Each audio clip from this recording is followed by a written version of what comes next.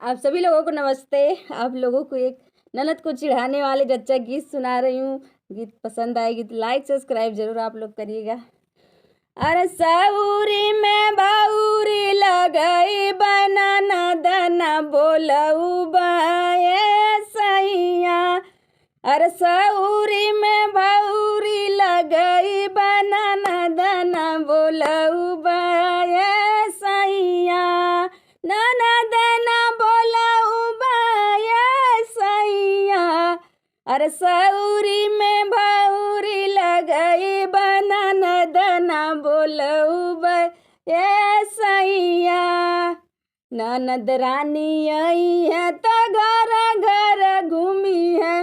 ननद रानी आई है तो घर घर घूमी है।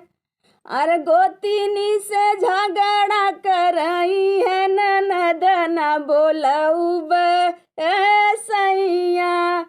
और गोतिनी से झगड़ा करई है ननद ना बोलऊ बे सैया।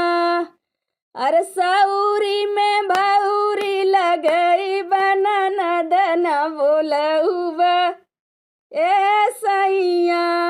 और ननद रानी आई है तो ढेर ढेर खाई है। ननद रानी आई है तो ढेर ढेर खाई है। अरे कोठी ला के चाउर वो रमाई है ननद ना बोलऊ बे सैया। अरे कोठी ला के चाउर वो रवाई है ननद ना बोलऊ बे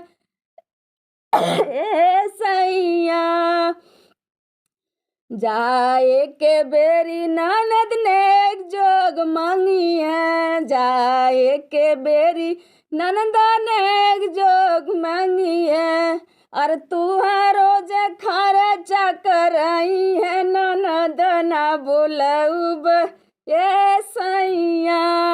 अरे तुहारो जे खर्चा करई है ननद ना बोलऊ बे सैया। अरे सऊरी में भौरी लगई बनाना दाना बोलऊ बे सैया। आप लोग बताइएगा कि जच्चा गीत कैसी है।